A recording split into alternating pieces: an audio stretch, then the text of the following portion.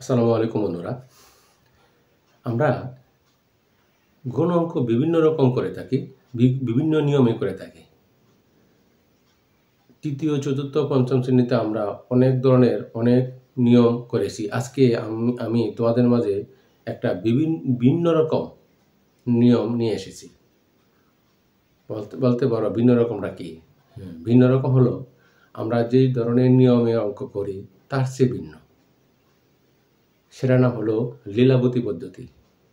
চলো আমরা লীলাবতী পদ্ধতি নিয়ে আমরা একটু দেখে আসি কিভাবে লীলাবতী পদ্ধতি দিয়ে গুণ করা হয়। এখানে লেখা আছে গণিতে লীলাবতী পদ্ধতিতে গুণ করব। তাহলে 597 গুণ 685। এখানে 597 হলো আমার গুণ্য আর 685 হলো গুণক।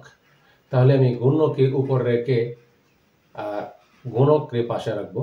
তাহলে 597 আমি উপরে রাখলাম আর 698 পাশে রাখলাম। এভাবেই আমি আমার এই ঘরটা সাজিয়েছি। অর্থাৎ লীলাবতীর যে খেলাটা, অর্থাৎ লীলাবতীর নিয়মে যে অঙ্কটা, সেই নিয়মের এই কত লীলা খেলা আমরা করতে হয়েছে। ধরো এখন আমি কি করব, আমি ওই 7-এর 6 দিয়ে গুণ দিব। 6 7 42, 6 9 54। ঠিক আমি এভাবেই লিখব। 5 6 30। আবার এখন আমি দ্বিতীয় ধাপে যাই। 7 8 56, 8 9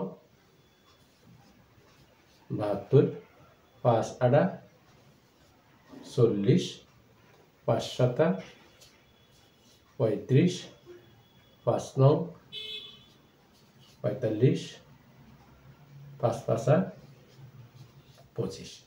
আমরা কি করলাম দেখো, আমি এই ঘরে একটা আয়তক্ষেত্রের মাঝখানে দুইটা ভাগ করে ত্রিভুজ করলাম। দুইটা এই ত্রিভুজের মাঝখানে দুইটাতে আমি কি করলাম 5 7 6 7 42 উড়ালাম 4, নিচলাম 2। এভাবেই আমি প্রত্যেকটা সংখ্যা বসালাম।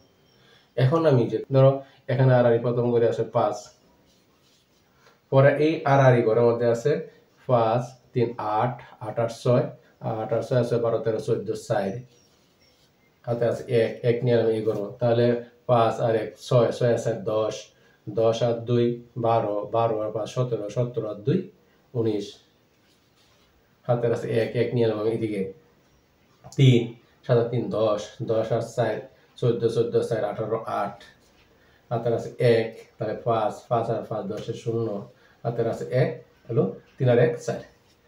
আমার ওই যে পাশের যে সংখ্যাটি আছে এই সংখ্যাটি হলো 597 গুণ 685 গুণফল।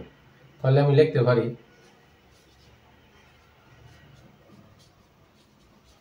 গুণফল সমান 4 0 8 9 4 5।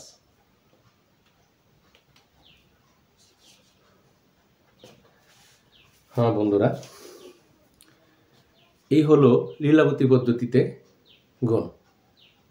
আসলে আমাদের গড়গুলো করতে একটু দেরি হয়, না হয় অঙ্কটা হিসাব করতে সহজ, আমাদের ভুল হওয়ার সম্ভাবনা কম থাকে।